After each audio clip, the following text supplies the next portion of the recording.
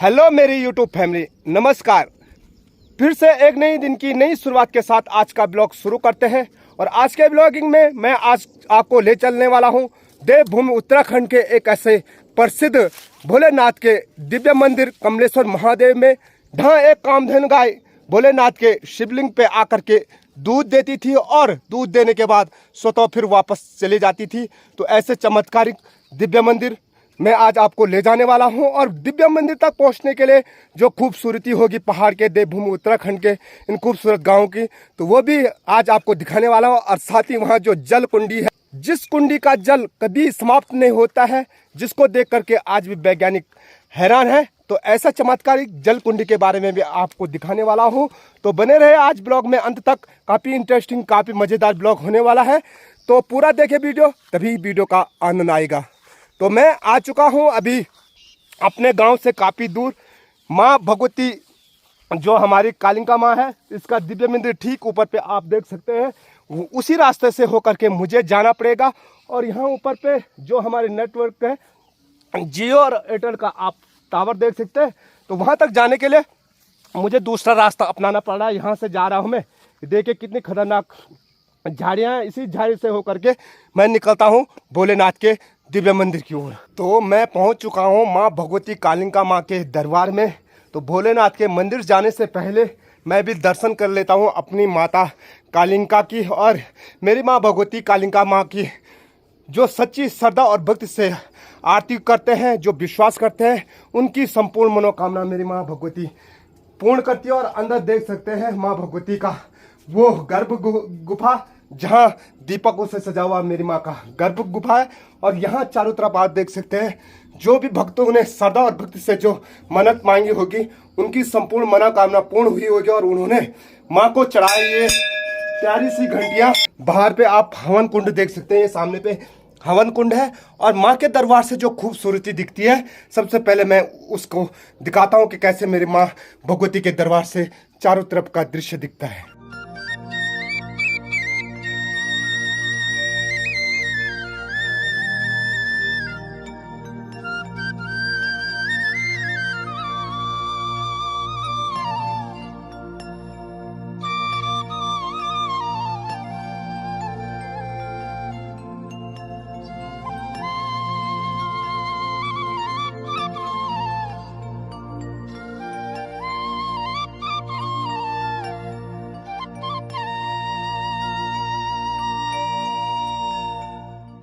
तो ये था मेरी माँ भगवती का दिव्य दरबार, जहाँ से चारों तरफ की जो खूबसूरती दिखती है वो मैंने आपको दिखाया है। और यहीं से मुझे जाना पड़ेगा भोलेनाथ के वो दिव्य मंदिर में। और यहाँ से लगभग मुझे चलना पड़ेगा पैदल 2 किलोमीटर। और यहाँ से जो रास्ता होगा वो काफ़ी तंग और काफ़ी कठिन रास्ता होगा, क्योंकि ये देख सकते हैं ये पूरे खेतों का रास्ता है। और मैं गांव के रास्ते से न होकर दूसरे रास्ते से आ रखा हूँ, क्योंकि मैं आपको देवभूमि उत्तराखंड के ये खूबसूरत पहाड़ के साथ साथ चारों तरफ का दृश्य भी दिखाना है। और इसीलिए मैं इस रास्ते से आया हूँ। और यहाँ से होकर के मुझे जाना पड़ेगा कमसाल, यहाँ नीचे पे ये कमसाल है। और इसी गांव से होकर के मुझे बीच रास्ते से होकर के दिव्य मंदिर आप देख सकते हैं नीचे, वहाँ चलना पड़ेगा।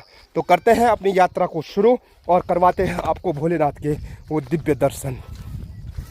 देखिए काफ़ी कठिन है। तो मैं पहुँच चुका हूँ ठीक कमसाल गांव के ऊपर। ये देख सकते हैं सामने पे कमसाल गांव है। और कमसाल गांव का जो टैंक है पानी का, यहाँ पे देखिए, क्योंकि इस गांव में काफ़ी दूर से पानी आता है और यहाँ पे काफ़ी बड़ा टैंक बना रखा है, जो कि पूरे गांव के लिए पानी सप्लाई करता है। और ये प्यारा सा गांव जो आपको दिखाई दे रहा, ये है कमसाल गांव। काफ़ी बड़ा गांव है। और इसी गांव से चौड़ा मार्ग आपको दिखाई दे रहा होगा, उसी चौड़ा मार्ग से होकर के मुझे यहाँ नीचे जाना है, जहाँ भोलेनाथ का मंदिर है। और वहाँ से भी काफ़ी खूबसूरत दृश्य दिखते हैं। तो देखिए मैं इतनी चढ़ाई से आ रहा हूँ, देखिए कितने खतरनाक चट्टान है। और इस चट्टान से होकर के मुझे आना पड़ा। और यहाँ अभी भी देखिए रास्ता है नहीं, तो इस प्रकार से चलना पड़ता है और रास्ता बनाना पड़ता है पहाड़ी क्षेत्रों में, कि जहाँ रास्ता नहीं होता है वहाँ खुद रास्ता चुनना पड़ता है। तो जब हमारे गांव में रोड नहीं थी, तो यही हमारा पैदल का मार्ग होता था और यही मार्ग जाता है ठीक हमारे गांव तक पहुंचता है। तो ये हमारा पुराना पैदल मार्ग भी है। और इस पे आकर के आप आज अपनी वो बचपन की यादें ताज़ा होगी, जब हम कभी 4 किलोमीटर पैदल चढ़ाई पे 20-20, 30-30 किलो सामान लेकर के आते थे और आज तो 10 किलो ले जाना ही मुश्किल हो चुका है। और ये देखिए कितना प्यारा रास्ता बन रखा है और गांव अब शुरू हो चुका है और गांव के बीचों बीच है यह रास्ता। तो चलो गांव भी दिखा लेता हूँ। तो यहाँ भी आपको सोलर लाइट नज़र आ रही होगी और रास्ता काफ़ी बढ़िया और काफ़ी साफ़ सुथरा बना हुआ है। और यहाँ पे हमारे चाचा जी भी मिले हैं और पेंटिंग करते हुए नज़र आ रहे हैं। आज पेंटिंग का काम है, मकान सजा दी तुमने? ठीक है ठीक है, अच्छा चलते हैं चाचा जी। अरे मंदिर में जाना हम जरा, तो चलो चाचा जी का मकान देख लेते हैं। ये चाचा जी ने नई मकान बनाया है, तो बहुत बहुत बधाई चाचा जी, बहुत अच्छा लगा, बहुत सुंदर मकान। और चाचा जी की जो किचन है आप देख सकते हैं, बहुत ज़बरदस्त किचन बना रखा है यहाँ। ये हमारा जो पुराने हिसाब से होता है पूरा लकड़ियों वाला, ऊपर देख सकते हैं आप, पठाली बोलते हैं हम जिसको, पत्थर है वो, और वो पूरे दारों से। और ये अलग सा किचन बना रखा है और यहीं पीछे इनका स्टोर भी है और पूरी खुला जगह अब यूज कर दी। और सामने पर आप फुलवारी देख सकते हैं, प्रकृति प्रेमी जिन्हें कहते हैं, तो ये सारे फुलवारी से सजा हुआ इनका घर है। और सामने भी देख सकते हैं आप, ये सीढ़ी है और यहाँ सीढ़ी से ऊपर जाते हैं मकान के लिए, और वहाँ भी गमलों से सजा हुआ है। और तो चाचा जी से मिलने के बाद पहुँच चुका हूँ मैं भोलेनाथ के दरबार के काफ़ी करीब। और यहाँ देखिए भोलेनाथ के दरबार से जाने से पहले ये सारी गाँव की गौशालाएँ।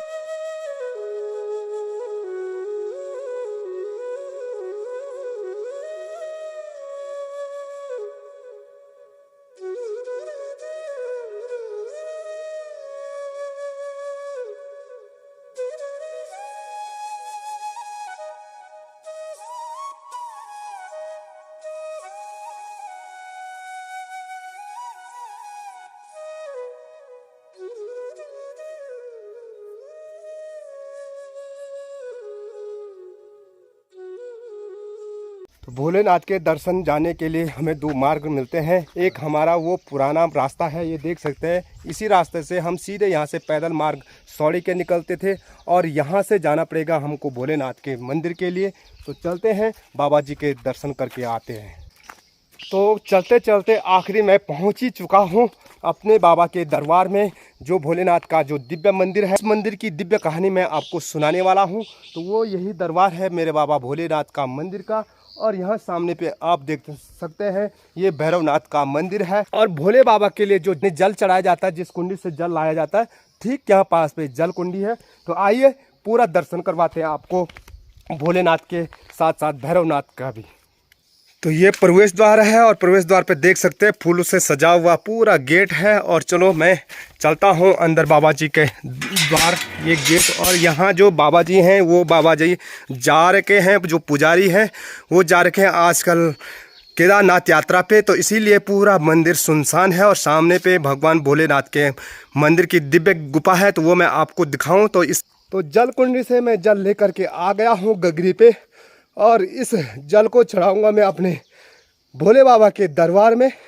और यहीं से मैं आप सभी के लिए मन्नत भी मांगूंगा और बाबा के दर्शन भी करवाऊंगा, और साथ ही बाबा जी की वो दिव्य कहानी सुनाऊंगा, जहाँ पे कामधेनु जैसी गाय दूध देने के लिए आती थी। और वो शिवलिंग भी बताऊंगा जिसमें कामधेनु गाय दूध देती थी।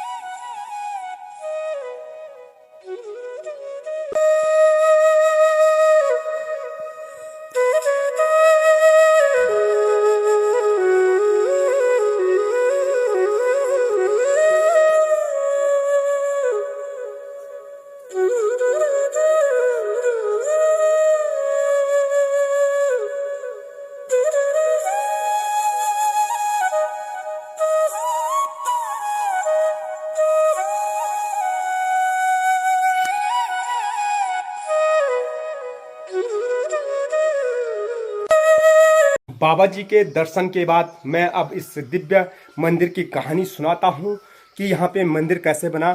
कहते हैं जो हमने कहानी सुनी है अपने बुजुर्गों से, तो वो कहते हैं पहले यहाँ पे मंदिर नहीं बल्कि यहाँ पे पूरा परिसर में कटीला झाड़ी थी। तो यहाँ पे पास पड़ोसी गांव के काफ़ी सारे ग्वाल वाले अपने गाय को चराने के लिए इस स्थान पे आते थे। तो उन गायों में से एक गाय ऐसी थी जो आसपास के खेतों में न चल कर के इसी कटीली झाड़ी के अंदर हमेशा जाती थी और वहाँ जो एक पत्थर था उस पत्थर में दूध दे करके वापस आ जाती थी। तो शाम को जैसे ही वो ग्वाल वाला अपनी गाय को घर ले जाते थे और वो उनकी माता जब गाय से दूध दोती थी लेकिन गाय दूध नहीं देती थी, तो इस प्रकार की हमेशा की दिनचर्या रही। तो जैसे एक दिन उनको नज़र आई कि आखिरकार सबकी गाय इस खेतों में चरती लेकिन हमारी गाय क्यों कटीली झाड़ियों में जाती है, तो वो जैसे ही हमेशा की तरह गाय की दिनचर्या रहती थी तो वो कटीली झाड़ी के अंदर गई। तो पीछे से गाय का मालिक गया और उसने देखा कि हमारी गाय एक पत्थर पे दूध दे रही है। तो वो घर जा कर के उसने अपनी माताजी को बताया, अपने पिताजी को बताया, जिससे सारे गांव वाले आश्चर्य में रह गए और वो सारे यहाँ पे आकर के उन्होंने वो कटीली झाड़ियाँ काटना शुरू कर दिया। तो उन्हें वहाँ पे एक आप लिंग के रूप में भगवान भोलेनाथ जी के लिंग का दर्शन हुआ।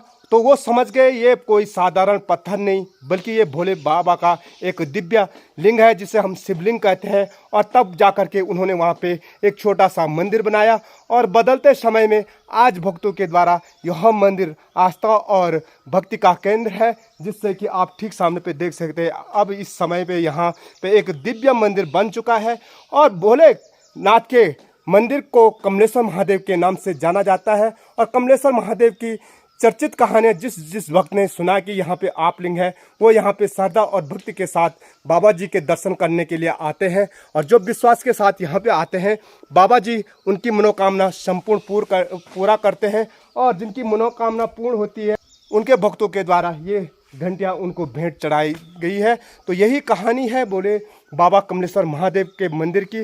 और मंदिर के चारों तरफ का जो परिसर है वो काफ़ी सुकून और शांतिमय है। यहाँ पे आने से ऐसा महसूस होता है कि बाबा जी के ही द्वार पे बने रहे। और कहते हैं जो भोले बाबा के दर्शन करते हैं और यहीं पास पे भैरवनाथ जी का मंदिर है, अगर भैरव बाबा जी के दर्शन नहीं करेंगे तो भोले बाबा की यात्रा भी अधूरी मानी जाती है।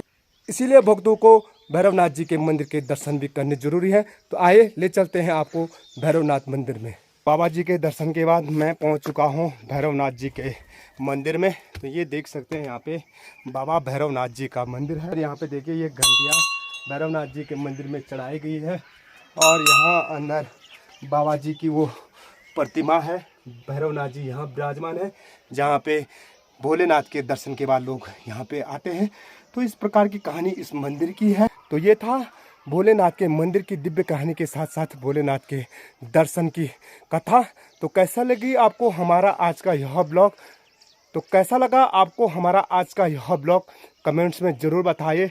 और वीडियो अच्छी लगी तो वीडियो को लाइक कीजिएगा, अपने दोस्तों के साथ शेयर कीजिएगा। और चैनल पे अगर आप नए हो तो प्लीज़ चैनल को सब्सक्राइब करना तो बिल्कुल भी ना भूलें। और नोटिफिकेशन की जो ऑल वाली घंटी है उसको ज़रूर दबाएं, इससे आने वाली हमारी हर नई वीडियो की नोटिफिकेशन मिल सके सबसे पहले आपको। तो वीडियो को यहीं पर समाप्त करते हैं, मिलते हैं फिर अगले ब्लॉग में। जय उत्तराखंड, जय देवभूमि, जय केदार।